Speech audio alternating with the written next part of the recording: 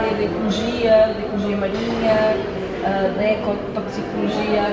Como é que surgiu o interesse? Olha, isto, o caminho faz caminhando, isto é mesmo assim, às vezes não há propriamente uma razão, mas eu já trabalho em ciência há muito tempo, mas antes trabalhava como técnica de um instituto de investigação, não é? E mais tarde, quando pensei em fazer o doutoramento, houve ali um hiato na minha vida profissional e fui ajudar uma colega, uma amiga minha, que era ecotoxicóloga, ela sim, à Universidade de Aveiro. Ela era investigadora e é investigadora da Universidade de Aveiro e eu fui colaborar num trabalho com ela. E aí foi realmente, despertou esta questão da preocupação que ela tinha com os poluentes nos ecossistemas. E eu estava ligada até aí a um grupo de ecologia aquática, não é?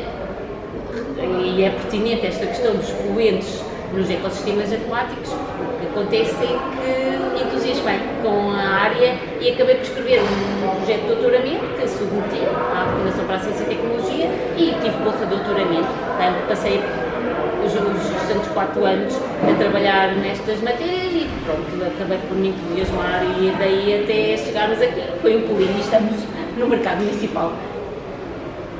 Quais são os principais desafios que enfrenta na sua área de ecologia, de ecotoxicologia? O principal desafio de todos é o facto de a cada momento, a cada segundo, estar uma fábrica a produzir uma nova molécula.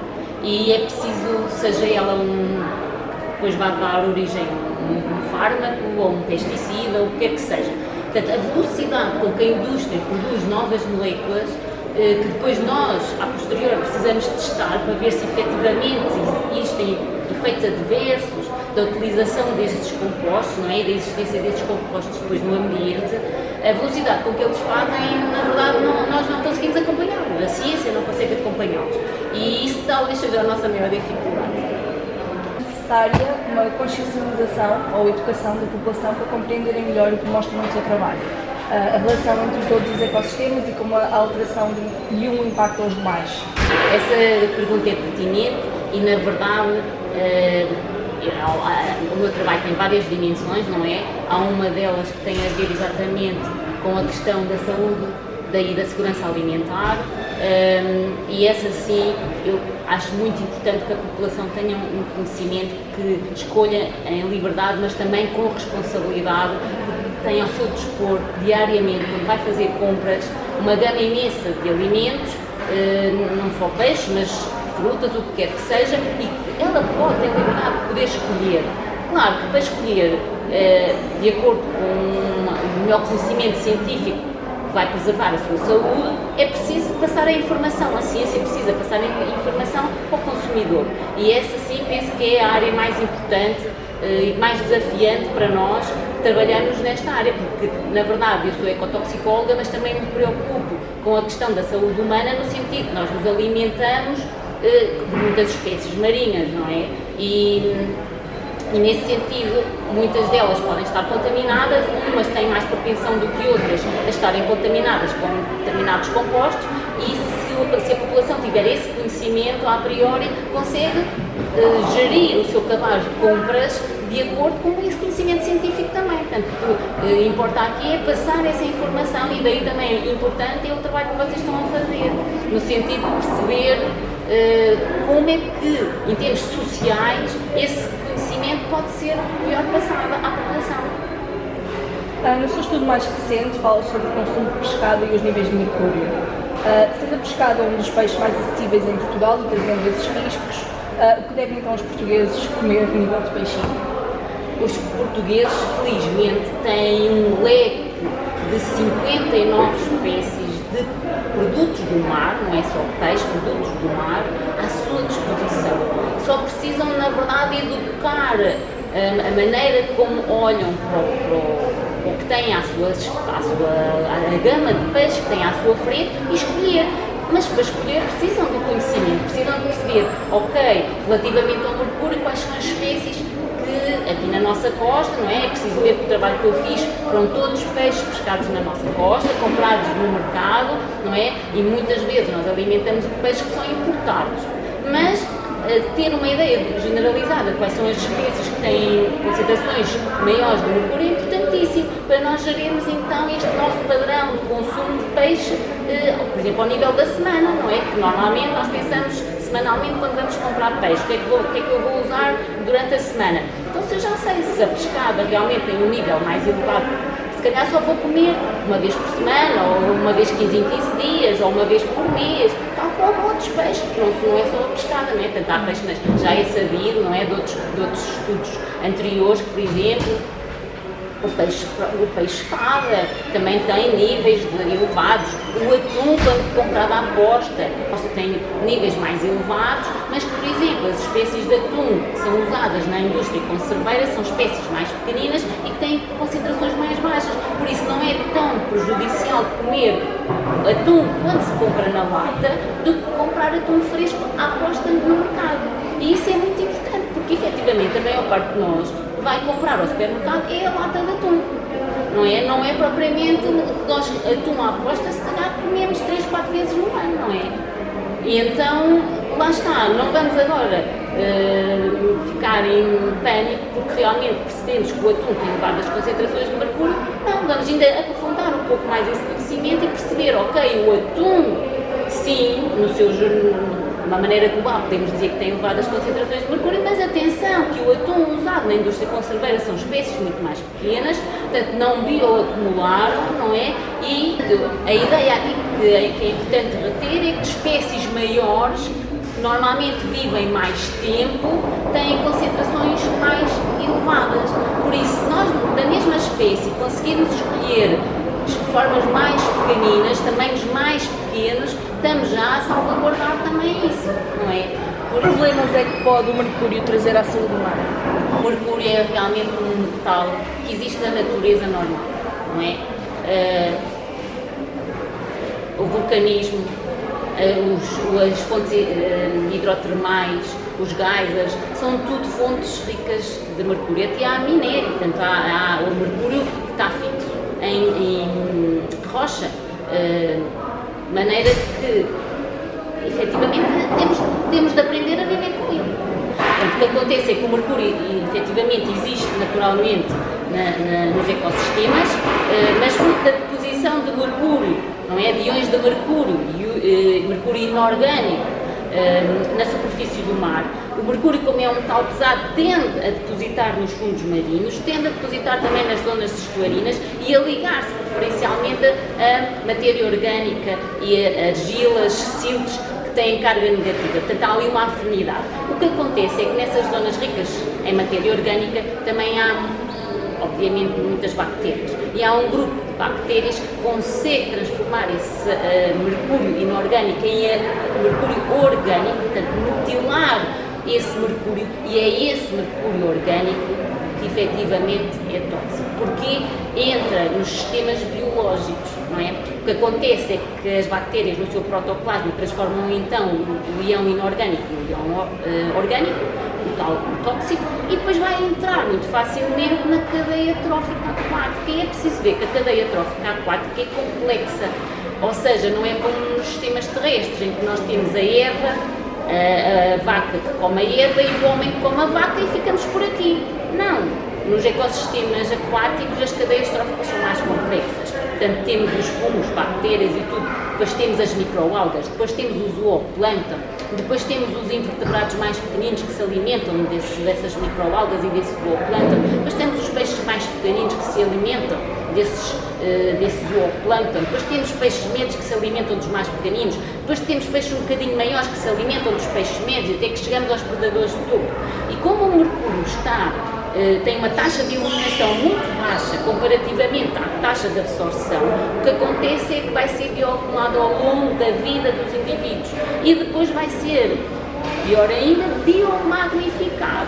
Ou seja, quando um peixe pequenino come zooplâncton, come imensa quantidade de zooplâncton para se conseguir alimentar. Se todo o zooplâncton tiver uma quantidade vestigial de metilmercúrio, o que acontece é que ele sim também vai ter. Está a ingerir uma quantidade já significativa de metilmercúrio e assim sucessivamente na cadeia trófica. Daí a questão dos peixes predadores de topo terem quantidades incrivelmente superiores aos outros que estão em níveis tróficos mais baixos. Daí também não ser bom comermos peixes grandes, normalmente vendidos à aposta, que a probabilidade de ter é maior. Mas esse conhecimento, se for geral, nós já sabemos, ok, não vamos comer assim tantas vezes peixes comprados à aposta. Então, e estas elevadas concentrações de mercúrio no sistema humano? Pronto. Quais são os sintomas O maior problema do metilmercúrio, não é? E agora já percebemos que é do metilmercúrio que estamos a falar, é que realmente tem uma estabilidade muito grande nos sistemas biológicos, porque se liga a grupos tiol e selenotiol que existem nas proteínas e fica lá, fica muito estável lá.